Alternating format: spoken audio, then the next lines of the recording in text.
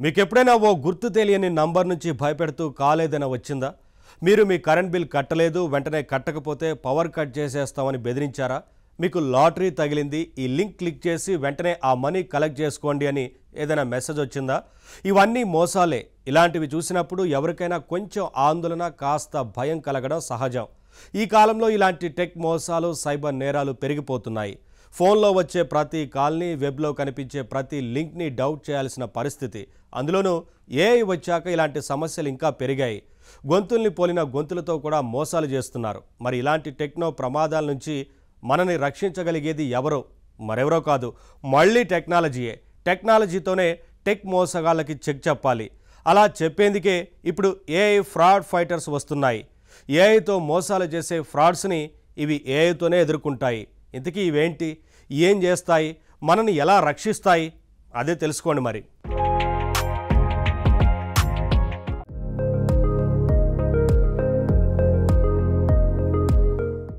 అచ్చం ఒరిజినల్ లాగే అనిపించే వీడియోలు సృష్టించడం ఇప్పుడు ఈజీ.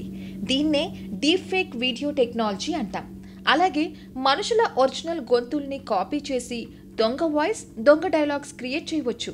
దీనినే డీప్ ఫేక్ వాయిస్ క్లోనింగ్ అంటాం. మరి ఇలాంటి ఏఐ టెక్నాలజీని ఇప్పుడు మోసగాళ్ల కోసం వాడేవాళ్ళు ఎక్కువ అవుతున్నారు. మన ఆప్తుల గొంతులతో కాల్ చేసి అత్యవసరంగా డబ్బులు కావాలంటారు, కంగారు పెడతారు. ఇలాంటి మోసాలు ఇప్పటికే అమెరికాలో జరిగాయి.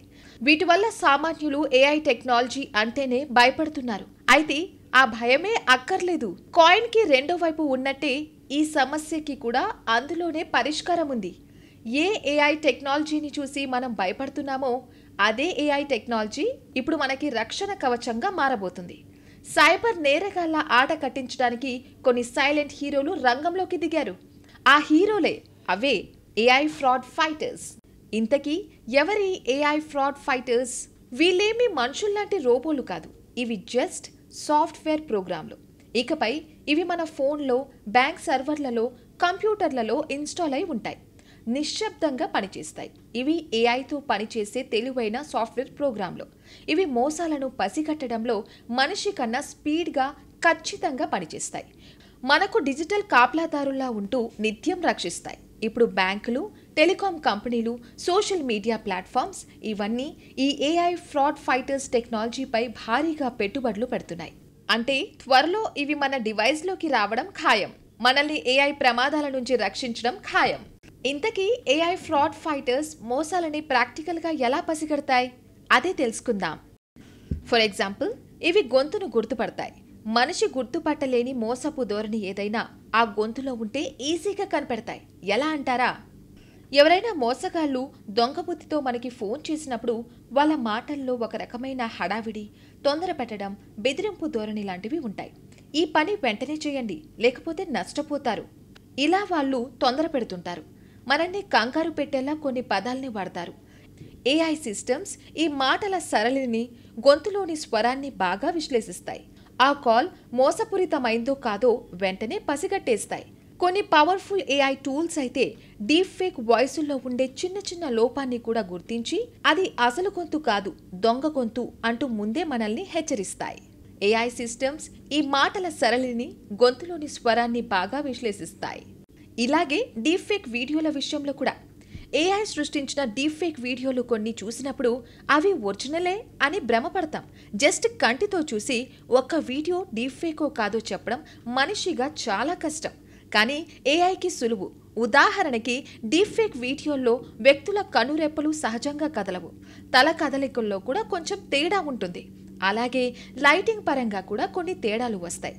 ఇంకా వీడియో అంచుల్లో డిజిటల్ గుర్తులు కనిపిస్తాయి. ఇవన్నీ మనం మామూలు కంటితో చూసి చెప్పడం కష్టం. కానీ ఇలాంటి వాటిని ఏఐ పసిగట్టేస్తుంది.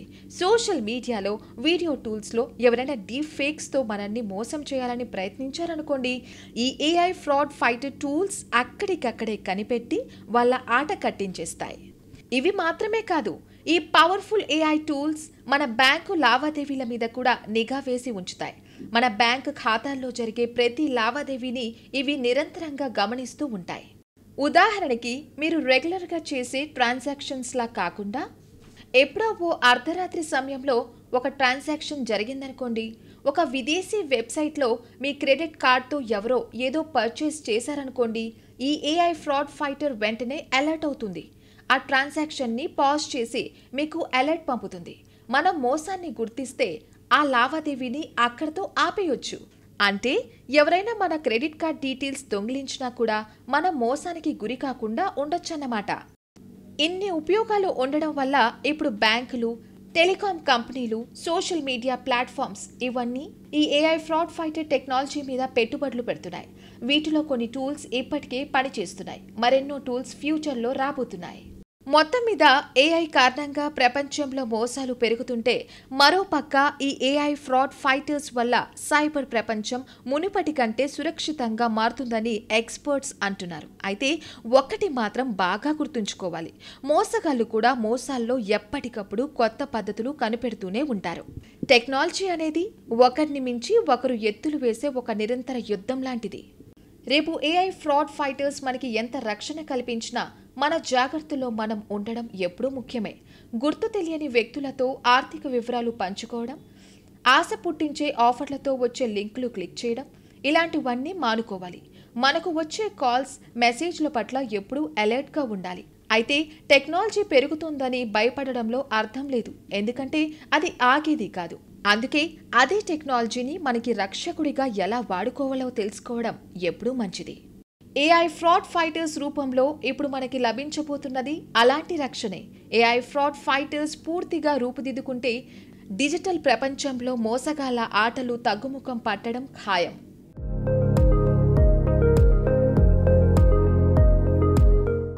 టీ కప్పులో తుఫాను అనే మాట విన్నారు కదా. కొన్ని సమస్యలు మొదట ఏదో పెద్దగా అనిపిస్తాయి, ఎంతో కంగారు పడిపోతాం. తీరా ఎంతో హడావిడి చేశాక చివరికి అంతా ఏమీ లేదని సింపుల్గా తేలిపోతుంది.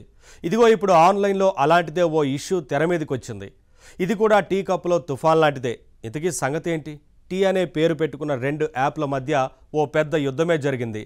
నిజానికి ఇది ఒక జెండర్ ఫైట్, ఒక టెక్ ఫైట్. టెక్నాలజీని ఆధారం చేసుకుని అబ్బాయిలు అమ్మాయిలు యాప్లతో ఫైట్ చేసుకున్నారు. యాప్లతో ఫైట్ ఏంటి, చివరికి ఏం జరిగింది? ఈ ఇంట్రెస్టింగ్ స్టోరీలోకి వెళ్దామా?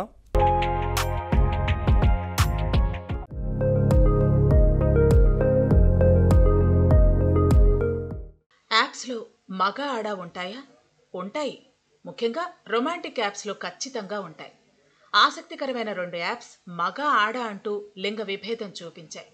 జెండర్ ఫైట్ కూడా చేసుకున్నాయి. ఫైనల్గా 2 ఓడిపోయి ఉస్సూరన్నాయి. ఈ సరదా బట్ సీరియస్ విషయం ఏంటో ఇప్పుడు తెలుసుకుందాం. టెక్నాలజీ వచ్చాక స్త్రీ పురుషుల మధ్య కమ్యూనికేషన్ ఈజీ అయిపోయింది. ఎవరైనా తమ ఆచూకీ తెలియకుండా ఉండే వీలు వచ్చింది. అనానిమస్గా ఎవరితోనైనా కమ్యూనికేట్ చేసే అవకాశాలు ఏర్పడ్డాయి. ఇంకేముంది, romantic apps, marriage apps, dating apps ఎన్నెన్నో పుట్టుకొచ్చాయి. ఈ యాప్స్లో కీలకమైన విషయం ఏంటంటే, ఇక్కడ జనం తమ గురించి తమ వివరాలు ఇస్తారు, కానీ ఇచ్చింది మాత్రమే ఇతరులు తెలుసుకోవాలని కోరుకుంటారు. ఎందుకంటే రిలేషన్స్ ఏర్పడాలంటే అబద్ధాలు తప్పనిసరి అనేది కొందరి ఫీలింగ్. మన గురించి మనం చెప్పనివి ఇతరులకి తెలియటం ఎంత ముఖ్యమో, మన గురించి కొన్ని విషయాలు తెలియకపోవడం కూడా అంతే ముఖ్యం. మొత్తం మీద ఈ యాప్స్ పేరు చెప్పి రహస్యాలు దాచేవాళ్లు పెరిగిపోయారు. అబద్ధాలు చెప్పి పెళ్లిళ్లు చేసుకునేవాళ్లు, ఒకరి తర్వాత ఒకరితో డేటింగ్ చేసేవాళ్లు చాలామంది ఈ యాప్స్ వాడుతున్నారు. మొత్తం మీద చూస్తే టెక్నాలజీ పుణ్యవాని ప్రేమల కన్నా మోసాలు పెరిగిపోయాయని చెప్పాలి. టిండర్, బంబుల్ లాంటి డేటింగ్ యాప్స్ని జనం వాడుతున్నారు. ఒకరినొకరు ఇష్టపడటం, కలిసి తిరగటం, కాదనుకుంటే వదిలేయటం, ఇదంతా కామన్ అయిపోయింది. అయితే ముఖ్యమైన పాయింట్ ఏంటంటే, పరిచయాలు ఎలా ఏర్పడినప్పటికీ ప్రపంచంలో ఎవరూ మరొకరి చేతిలో మోసపోవాలని అనుకోరు. కానీ యాప్స్ ద్వారా డీల్ చేసేటప్పుడు మోసపోయే అవకాశాలు ఎక్కువ.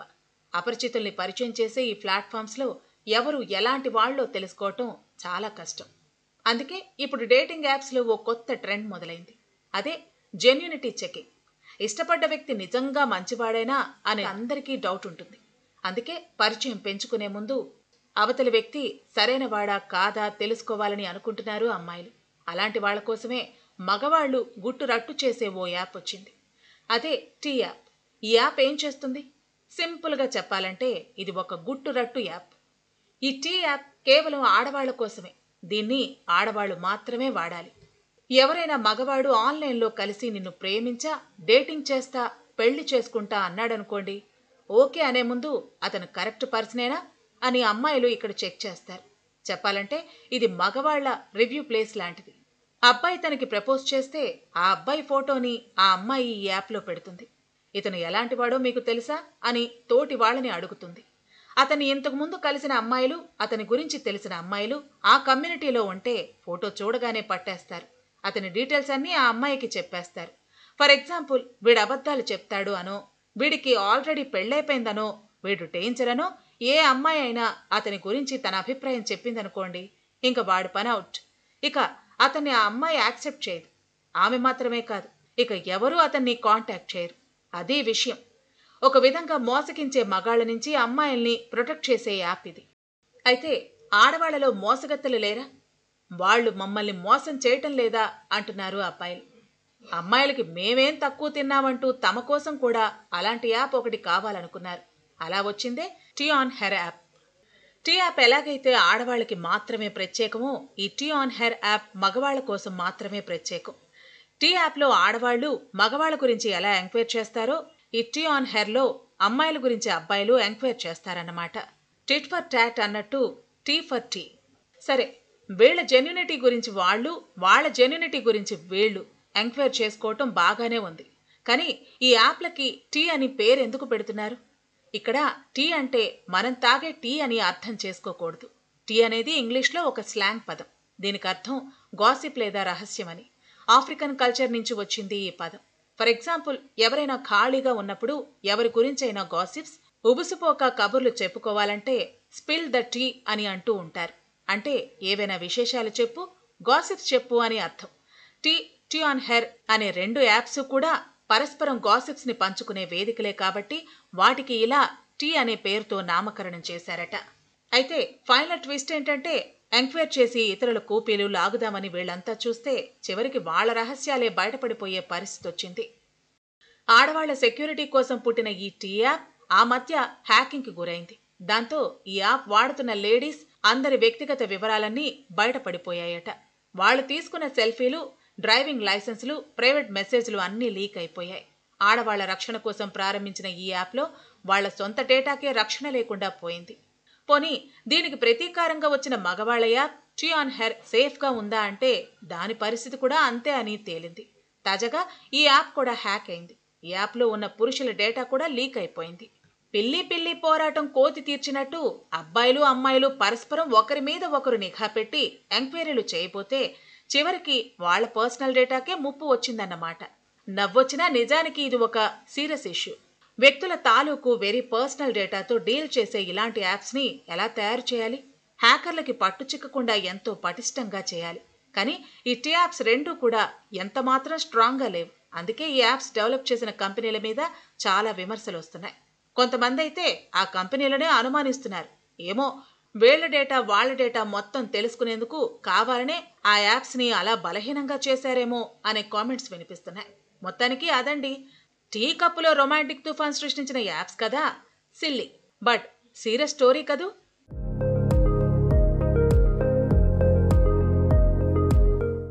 ఎక్కడైనా బావ గాని వంగతోటలో మాత్రం బావ కాదని మనకు ఒక సామెత ఉంది. ఇప్పుడు ఆ సామెత ఆర్టిఫిషియల్ ఇంటెలిజెన్స్కి కరెక్ట్గా సరిపోతుందంటున్నారు ఫుడ్ ఎక్స్పర్ట్స్. ఎందుకు అంటే ఏఐ టెక్నాలజీ చాలా చోట్ల చాలా రకాలుగా సక్సెస్ అవుతోంది. కానీ వంటల విషయంలో మాత్రం అట్టర్ ఫెయిల్ అయిపోతుందట. ఎస్, రుచికరమైన కొత్త వంటలు క్రియేట్ చేయడంలో ఏఐ టెక్నాలజీ పూర్తిగా ఫెయిల్. అందుకే పాత సామెతని ఇప్పుడు మార్చి చెప్పుకోవాల్సి వస్తోంది. ఎక్కడైనా ఏఐ కానీ వంటింట్లో మాత్రం ఏఐ కాదు అని. ఇది మనం చెబుతున్న మాట కాదు. ప్రపంచవ్యాప్తంగా ఎందరో భోజన ప్రియులు, ఫుడ్ ఎక్స్పర్ట్స్ ఏఐ వంటలు రుచి చూసి ముక్త కంఠంతో అంటున్న మాట.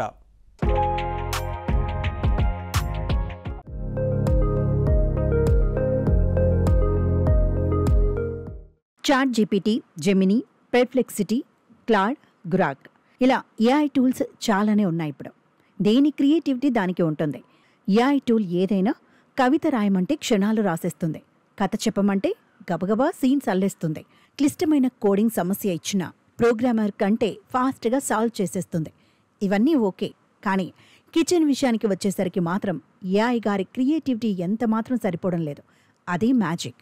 అన్నింట్లోనూ హీరో అనిపించుకుంటున్న ఏఐ వంటింటి దగ్గరికి వచ్చేసరికి మాత్రం వేస్ట్ అనిపించుకుంటోంది. రుచి పచి లేని వంటకాల్ని సజెస్ట్ చేస్తోంది. ఎందుకిలా? రీజన్ ఏంటి? అదే తెలుసుకుందాం. ఈ మధ్య జనానికి తిండి పిచ్చి పెరిగింది. తిండి పిచ్చి అనే కంటే దీన్ని వంటల పిచ్చి అనడం బెటరేమో. అవును మరి. ఇప్పుడు యూట్యూబ్లో ఎక్కడ చూసినా వంటల వీడియోలే కనిపిస్తున్నాయి. రకరకాల వంటల తయారీ విధానాలు చూపించే ఛానల్స్ రోజురోజు పెరిగిపోతున్నాయి. అసలు యూట్యూబ్ ఓపెన్ చేస్తే చాలు ఫుడ్ వీడియోలు లక్షల్లో ఉంటున్నాయి. రెస్టారెంట్స్లో తీసిన వెరైటీ ఫుడ్ వీడియోలు, నోరూరించే వంటకాలు ప్రదర్శించే షార్ట్ వీడియోలు ఇవే ఎక్కువగా కనిపిస్తున్నాయి.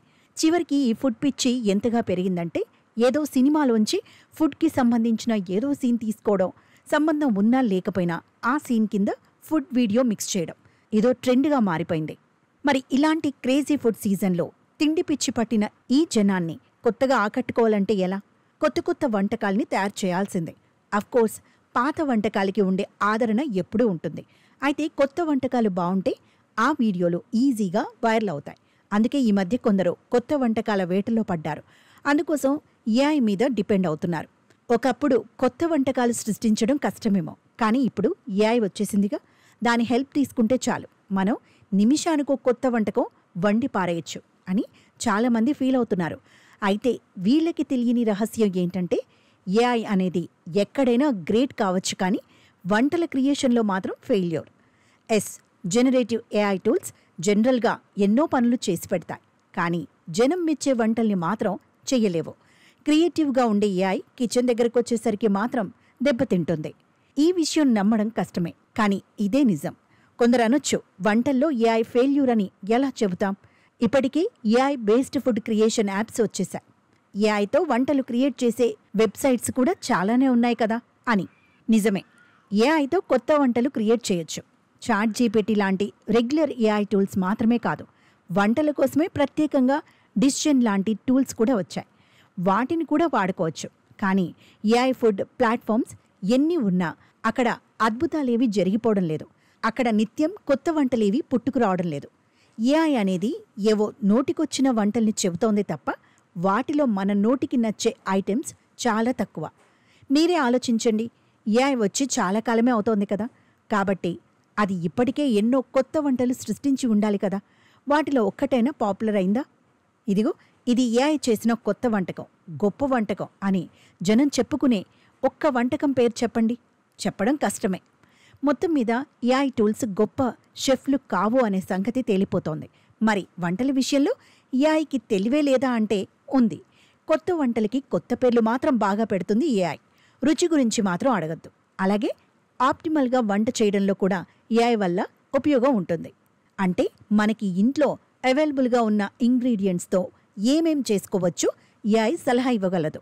ఫర్ ఎగ్జాంపుల్, నా దగ్గర 4 వంకాయలు, 1 బెండకాయ, 1 ఉల్లిపాయ మాత్రమే ఉంది అంటే వాటన్నిటినీ కలిపి ఏం చెయ్యొచ్చో ఏఐ సలహా చెబుతుంది. అంతవరకే. అయితే ఫైనల్గా ఆ వంటకం రుచికరంగా ఉంటుందన్న గ్యారంటీ మాత్రం లేదు. అన్నట్టు ఒక్కోసారి ఏఐ వంటలు చాలా హాస్యాస్పదంగా కూడా ఉంటున్నాయి. కొన్నిసార్లు ఏఐ సజెస్ట్ చేసిన వంటకాలు చూస్తే నవ్వాలో ఏడవాలో కూడా అర్థం కాదు. ఉదాహరణకి, వంకాయ గోంగూరతో వెరైటీ కూర కావాలి అని ఒక ఏఐ టూల్ని అడిగితే ఏమందో తెలుసా? వంకాయ గోంగూర మిక్స్డ్ వెజిటబుల్ బిర్యానీ చేసుకోమని సలహా ఇచ్చింది. పులిహోర గురించి సలహా అడిగితే మరో ఏఐ టూల్ ఏమందో తెలుసా? ఆవకాయని చక్కగా నూనెలో వేయించి అన్నంలో కలపండి అని చెప్పింది. ఇలాగే మిరపకాయ బజ్జీల్లో బఠానీలు కలపమని ఒక ఏఐ చెప్పింది. అల్లం వెల్లుల్లితో వేరుశెనక్కాయల పచ్చడి అంటూ మరో ఏఐ టూల్ క్రియేట్ చేసింది. ఏఐ చెప్పిన ఈ ఐటమ్స్ అన్నీ నిజంగా ఏవో కొత్త వంటలే అని నమ్మి చేస్తే తింటే వికారం రావడం మినహా వేరే రిజల్ట్ ఉండదు. అయితే మరి అన్నిట్లోనూ సక్సెస్ అయ్యే ఏఐ వంటల విషయంలో మాత్రం ఎందుకు ఫెయిల్ అవుతోంది? ఎందుకంటే వంట అనేది కేవలం లెక్కలు కాదు, అదొక అనుభవం, అదొక కళ. ఏఐకి లెక్కలు తెలుసు, కానీ రుచి గురించి తెలియదు. మీ ఫ్రిడ్జ్లో ఉన్న పదార్థాలని పట్టి వాటితో ఏమేం చెయ్యొచ్చో ఏఐ చెప్పగలదు. కేవలం పదార్థాల మిక్స్ని లెక్కగట్టి వంటల్ని సూచిస్తుంది. కానీ వచ్చే ఆ ఫైనల్ అవుట్పుట్ రుచికరంగా ఉంటుందా లేదా అనేది ఏఐ ఎంత మాత్రం అంచనా వేయలేదు. అందుకే వంటల పరంగా చూస్తే ఏఐ అనేది ఒక పూర్తి అజ్ఞాని అంటున్నారు ఫుడ్ ఎక్స్పర్ట్స్. వంట విషయంలో స్పర్శ, వాసన, రుచి, తిన్నప్పుడు లభించే ఫీల్, ఇలా ఎన్నో కీలకమైన విషయాలుంటాయి. ఇవేవి ఏఐకి తెలియవు. ఉదాహరణకి, చపాతీ పిండిని ఎంత మెత్తగా కలపాలో చేత్తో తాకి చూస్తే కానీ తెలియదు. అది ఏఐ ఎలా చెబుతుంది? ఇక పోపు వేగేటప్పుడు వచ్చే సువాసన ఏఐకి అర్థం కాదు. అందుకే దేనిని ఎంతసేపు వేగించాలో సలహా ఇవ్వడం దానివల్ల కాదు. అలాగే ఒక వంటకంలో పులుపు, కారం, ఉప్పు లాంటి రుచుల్ని ఎలా బ్యాలెన్స్ చేయాలో ఏఐకి ఎంత మాత్రం తెలియదు. ఒక పదార్థం లేనప్పుడు దానికి బదులుగా మరొకటి వాడవచ్చనే అనుభవ జ్ఞానం కూడా ఏఐకి ఉండదు. అసలు ఫుడ్లో కొన్ని కాంబినేషన్స్ ఏవగింపు కలిగిస్తాయని కూడా ఏఐకి తెలియదు.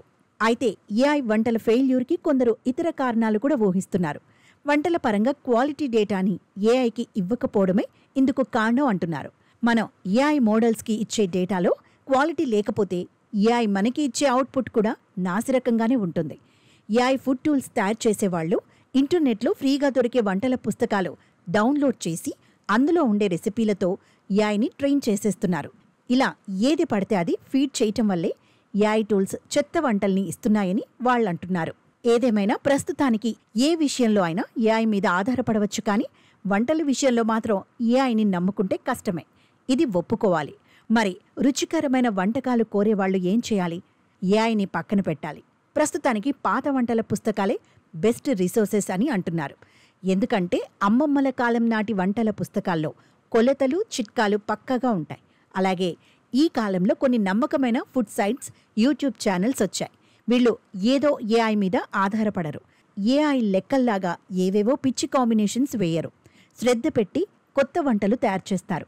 ఆ చేసిన వాటిని ప్రాక్టికల్గా రుచి చూసి పరీక్షించి ఆ తర్వాతే ఆ రెసిపీల్ని అవైలబుల్గా ఉంచుతారు. కాబట్టి ప్రస్తుతానికి ఏఐని నమ్ముకునే కంటే వీటిని నమ్ముకోవడం ఎంతో మంచిది. ఏదేమైనా ఏఐ అనేది ఇప్పటికీ ఇంకా ప్రాథమిక దశలోనే ఉంది. భవిష్యత్తులో అది స్పర్శ, వాసన, రుచి లాంటి వాటి డేటాని కూడా అర్థం చేసుకునే స్థాయికి ఎదిగితే అప్పుడు అద్భుతాలు చేయగలదేమో. అప్పటి వరకు మాత్రం వంటల విషయంలో మన ఎక్స్పీరియన్స్ని మాత్రమే నమ్ముకోవాలి. నమ్మకమైన రిసోర్సుల్ని మాత్రమే ఫాలో అవ్వాలి. ఫుడ్ లవర్స్ అందరూ గుర్తుపెట్టుకోవాల్సిన విషయం ఇదే.